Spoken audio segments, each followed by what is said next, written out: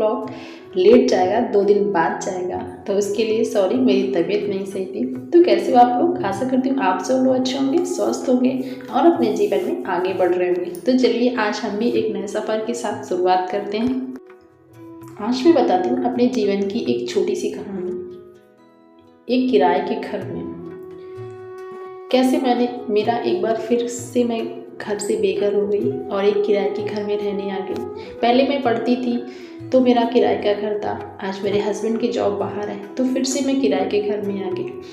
और हम middle class वालों के पास इतने पैसे तो नहीं होते कि हम जहाँ किराए में रहने जाएं वहाँ हम सारी सुविधाएं अरेंज कर सकें, सारी चीज़ें खरीद सकें, क्योंकि चीज़ें हम उतनी खरीद पाते हैं अपने एक घर में जिसमें हम सब लोग रहते हैं। और मेरा वो घर फिर से छूट गया।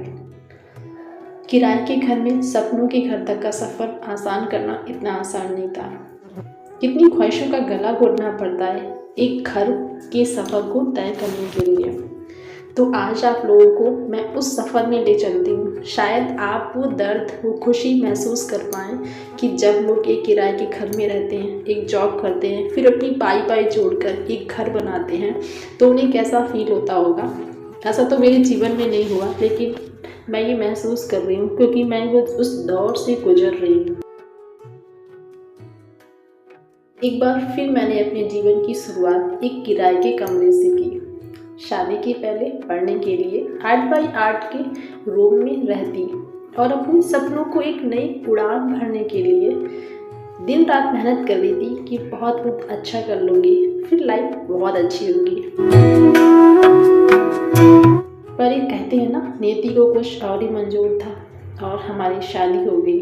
हमारे जीवन में एक बार मुझे लगा अब तो एक घर होगा, उसमें रहूँगी, लोग होंगे, फैमिली होंगी, खुश होंगी, लेकिन नहीं, होना तो कुछ और था।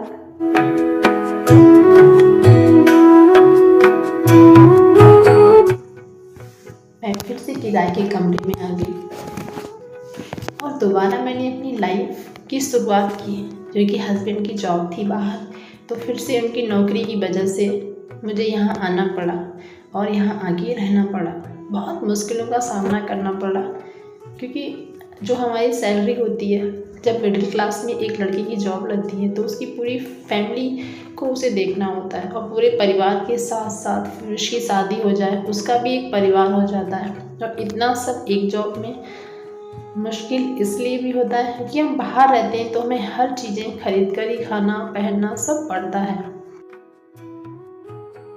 और उन ज़रूरतों की बात हम कैसे सोच सकते हैं कि हम अपनी सारी सुविधाओं के लिए अपने लिए सारी सुविधाओं की चीज़ें दे सकें? नहीं, ऐसा तो हो ही नहीं सकता। तो एक बार फिर से मैं किराए की ज़िंदगी जीने लगी। ऐसा लगने लगा फिर से पढ़ाई कर रही हूँ।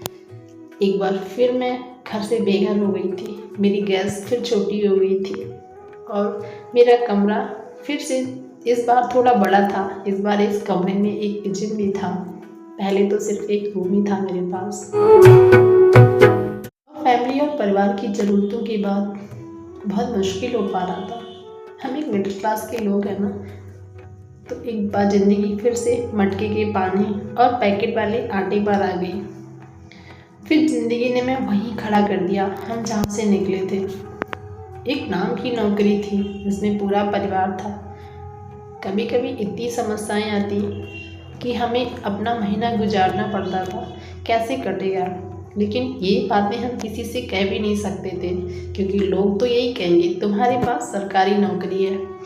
अब उन्हें क्या बताऊँ कि हम रह रहे हैं, जैसे तैसे महीना कटता, तो आगे पेमेंट अगर लेट होती तो उन चीज़ों की समस्याओं को झेलना। मैंने फिर से एक बार जीवन को जिया। मैं अपने पिता के घर थी। मैंने कभी नहीं जाना कि जीवन में पैसा कितना ज़रूरी है, लेकिन अब मुझे महसूस हो रहा था कि सारी ज़रूरतें हमारी पैसों से पूरी होती हैं और हम परेशान भी हो जाते थे। जब बच्चा बीमार हो जाता है ना तो कंडीशन बहुत ख़राब हो जाती है। तो घर की सिचुएशन बचाओ को अब बहुत परेशान हूँ मैं।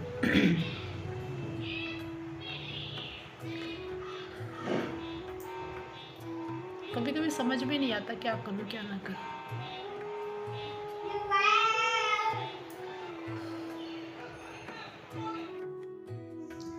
और मन में एक लड़की के सवाल होता है ना कि मतलब मेरी शादी होगी, मेरा घर होगा, हम ऐसे रहेंगे, लेकिन फिर से वही चीज़ें हो रही थी।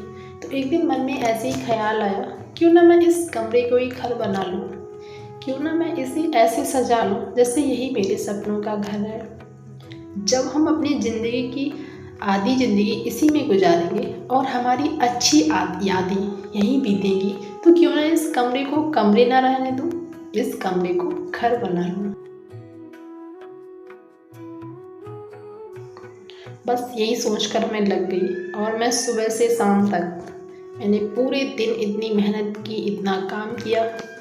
इतनी चीज़ें भी नहीं थी कि मैं उन्हें अच्छे से सजा सकूं, लेकिन मेरे पास जो चीज़ें थी मैंने उनसे सोचकर चीज़ों को सजाया, अरेंज किया, साफ़ किया, मतलब चीज़ों को बहुत अच्छे से लगाया, बहुत खुशी से उस दिन इस तरह किचन को सजाया जैसे ये मेरे सपनों के घर की किचन है। उस दिन कमरे को ऐसे सजाया जैसे ये मेरे खुद के घर का कमरा है।